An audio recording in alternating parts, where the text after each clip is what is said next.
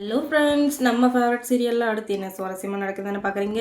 இந்த இலக்கியாவும் கௌதமும் எங்கே பிச்சை எடுக்கிறாங்க, எங்கே ரோடாக சுற்றினுங்கிறாங்க, அதை பார்த்து நம்ம கண்கொள்ளா காட்சியை அப்படியே ரசிக்கணுமே அப்படின்னு சொல்லிட்டு எஸ்எஸ் கிட்ட காலங்காலையில் தூங்கி இழந்தமே சொல்லிட்டுருக்கேன். அது போய் நமக்கு எதுக்கு அப்படின்னு சொல்ல, இல்லைங்க அவங்க நம்மளுக்கு எவ்வளோ வெறுப்பேற்றிருக்காங்க, அவங்கள போய் நம்ம ஒரு கலாய்க்கலாம் என் தூக்கமே வராது அப்படின்னு சொல்ல, சரி வாமா கோவிலுக்கு போகலாம், கோவிலுக்கு போகிற இதில் ஏதோ அந்த நாய்களை பார்த்துட்டு வரலாம் அப்படின்னு சொல்லிட்டு எஸ்எஸ்கே சொல்ல, அதுக்கப்புறம் 2 பேர் கிளம்புறாங்க. கோவிலுக்கு போயிட்டு வாங்க. பார்த்தா கோவிலில் அன்னதானம் வாங்கிறதுக்கு நின்றுட்டுருக்காங்க நம்ம ஜானகியும் ரேவதியும்.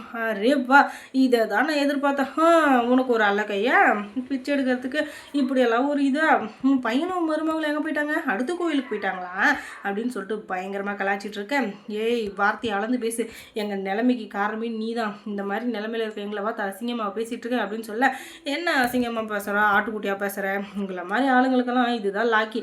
நீங்கள் எந்த இடத்துல இருக்கணுமோ அதே இடத்துல இருந்தால் எந்த பிரச்சனையும் இல்லை. அதை விட்டுட்டு ஓர சீனை போட்டிங்கல்ல, அதனால தான் இந்த நிலைமை. இன்றைக்கி அன்னதானமே நாங்கள் தான் போடலான்னு இருந்தோம், ஏதோ போடாதுன்னு நல்லதாக போச்சு. அதுக்கப்புறம் எங்கள் சொத்து தின்று எங்களுக்கு எதிராகவே இது பண்ண வந்திருப்பீங்கள்ல, அதனால் இன்றைக்கி போடாதுன்னு நல்லதாக போச்சு, நாங்கள் நாளைக்கு போட்டுக்கிறோம் அப்படின்னு சொல்லிட்டு சொல்ல, அப்படியே நீ அன்னதானம் போட்டிருந்தாலும் நீ போடுற சோறை வாங்கி சாப்பிட்டு உயிர் வாழணுன்ற அவசியம் எங்களுக்கு இல்லை, அந்த நிமிஷமே நாங்கள் செத்துடலாம் அப்படின்னு சொல்ல, சோத்துக்கு வழி இல்லைனாலும் இந்த பேச்சுக்கு ஒன்றும் குறையில்ல, என்ன பேச்சு பேசுகிறீங்க பற்றியா அப்படின்னு சொல்லிட்டு அவங்க சொல்ல, சரி இதுங்களோட நிலைமை எப்படி இருக்கே, அப்போ இதுங்க பெற்றதுங்க நிலைமை எப்படி இருக்கும், அதுங்களும் ஒரு ரோடு பார்த்துடலாம் அப்படின்னு சொல்லிட்டு கோவிலுக்குள்ளே போய் சாமி கும்பிட்டு வரலாம் அப்படின்னு போகிறாங்க. ஆமாம், உங்கள் உடம்பு முழுக்க அழுக்கு, அந்த அழுக்கை வச்சுன்னு உங்கள் மனசில் இருக்க அழுக்கோடு போய் சாமியை கும்பிட்டிங்கன்னா சாமி உங்களுக்கு வரமாக கொடுக்க போது மரியாதை கிளம்புங்க அப்படின்னு சொல்ல, ஏய் நீ வாய மூடு, கோவில்ன்றது எல்லாருக்கும் பொதுவான விஷயம், நாங்களும் வருவோம் பிச்சைக்காரனும் வருவோம், அதுக்காக நாங்கள் பிச்சைக்காரங்க மாதிரி வெளியே நின்று கும்பிட்டு போட மாட்டோம், கருவறைக்குள்ளேயே போய் கும்பிட்டு போவோம் அப்படின்னு சொல்லிட்டு ஒரு 10,000 ரூபாய் கட்டு எடுத்து, பார்த்தீங்களா அப்படின்னு சொல்லிட்டு தட்டில் அர்ச்சனை தட்டில் போட்டுடுறாங்க.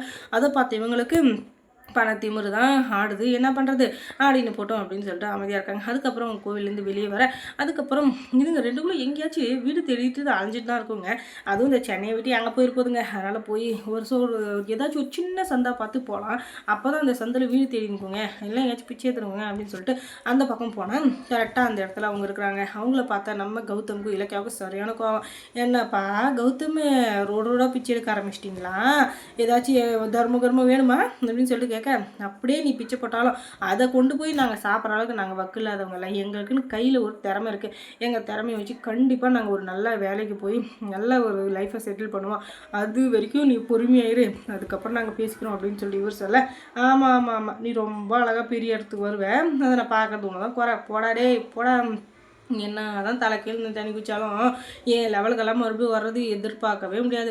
உன்னை அவ்வளோ பெரிய உயரத்தில் இருந்த உன்னைவே அடித்து கீழே தரமாட்டதில் தள்ளிட்டேன், நீ திரும்பவும் ஒரு செடியில் முளை வருது அந்த மாதிரி நீ முளைச்சி வந்தால் உன்னை விடுவேன்னு நினைக்கிற, நீ முளைக்க உன்னை கட் பண்ணிட வேண்டா அப்படின்னு சொல்ல, பார்க்கலாம் யாரை கட் பண்ணுறாங்கன்னு பார்க்கலாம் அப்படின்னு சொல்லிகிட்டே இருக்க, அந்த நேரத்தில் ஒரு போலீஸ் ஜீப் வருது. என்னத்துக்கு அப்படின்னு சொல்லிட்டு பார்த்தீங்கன்னா தாட்சாயினி கடத்திட்டு போகிறதுக்கு. ஏன்னா தாட்சாயினி எல்லாருக்கிட்டையும் வன்மத்தையும் வெறுப்பையும் வாங்கி வச்சிருக்கா இல்லையா, அதனால தாட்சாயினி கடத்திட்டு போகிறதுக்கு ஒரு கும்பல் வருது. அந்த கும்பல் யாருன்னு பார்த்தீங்கன்னா போலீஸ்காரங்க தான். ஏன்னா போலீஸ்காரங்களை கூட விட்டேக்கிறதுக்கு எப்போ பார்த்தாலும் அசிங்கம் பண்ணுறது அவமானம் பண்ணுறது அப்படின்னு சொல்லிட்டு சொன்னதுனால அவங்களுக்கு சரியான தண்டனை கொடுக்கணும் அப்படின்னு சொல்லிட்டு நம்ம போலீஸ் இருக்காங்க இல்லையா கமிஷனர், அவங்க கூப்பிட்டு போய் அவளை போட்டு வெளுன்னு வெளுத்து எடுக்கிறாங்க.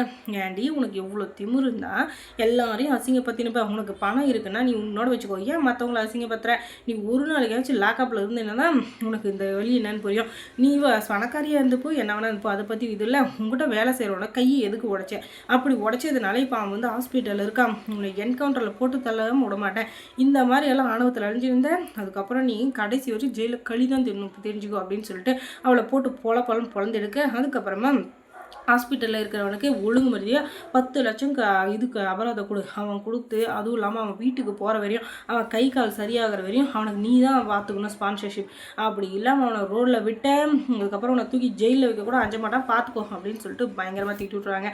அதுக்கப்புறமா இவங்க இருந்துக்கிட்டு, ரொம்ப நன்றி மேடம், எப்படியோ அந்த தாட்சியனோட கொழுப்பு அடக்கி எங்களுக்கு பணம் வாங்கி கொடுத்தீங்க, ஏன்னா எங்களை மாதிரி பணம் இல்லாதவங்க என்ன பண்ணீங்க, நாங்களாம் ஆப்ரேஷன் பண்ணிக்கிறது, கையோ காலை ஒழுங்கை வச்சுக்கிட்டு வேலைக்கு போகிறது, எங்களுக்கு உதவி பண்ணதுக்கு ரொம்ப நன்றின்னு சொல்ல, உங்களை மாதிரி ஆளுங்களுக்கு உதவி பண்ணுறதுக்கு தான் போலீஸ் இருக்கும், அந்த போலீஸை நீங்கள் தப்பாக நினச்சிக்கின்னு வச்சுக்கோங்களேன், கண்டிப்பாக என்றைக்குமே நல்லது நடக்காது, இனிமேலாச்சும் போலீஸை நம்புங்க, போலீஸ்கிட்ட எது ஒன்றையும் உண்மையை சொல்லுங்கள், அப்போ தான் உங்களுக்கு உண்மை நேர்மை எல்லாம் கரெக்டாக சேரும் அப்படின்னு சொல்லிட்டு அவங்க சொல்லிட்டு கிளம்பிடுறாங்க. அதுக்கப்புறமா தாட்சியனுக்கு கேவலம் நம்ம கீழே வேலை செய்கிற அடியாள் நம்மளவே வந்து வெறுப்பேற்றுறான், நம்மளை போலீஸில் போட்டு கொடுத்து அவன் நல்ல பேர் வாங்குறான், இவனை உயிரோட விட்டாதான் தப்பு அப்படின்னு சொல்ல அதுக்கப்புறமா அந்த போலீஸ்காரங்கிட்ட மறுபடியும் ஃபோன் வருது. அந்த ஆளுங்க மட்டும் ஏதாச்சும் தப்பாக நடந்துச்சு உன்னை உள்ளே தூக்கி வச்சு முட்டி தட்டாமட மாட்டேன்னு மறுபடியும் ஃபோன் கால் வேறு. மறுபடியும் பயந்து போய் நம்ம தாட்சி வாங்கிட்டு கொஞ்சம் பொறுமையாக இருப்போம், நம்ம ஏதாச்சும் ஓவராக பண்ணோம் அதுக்கப்புறம் நம்மளை ஜெட்டியோட உட்கார வச்சிருவாங்க அப்படின்னு சொல்லிட்டு நம்ம பொறுமையாக இருக்கா. அதுக்கப்புறம் இலக்கிய சீரியலில் என்ன சுவாரஸ்யமாக நடந்திருக்கும் நீங்கள் தெரிஞ்சுக்கணுன்னா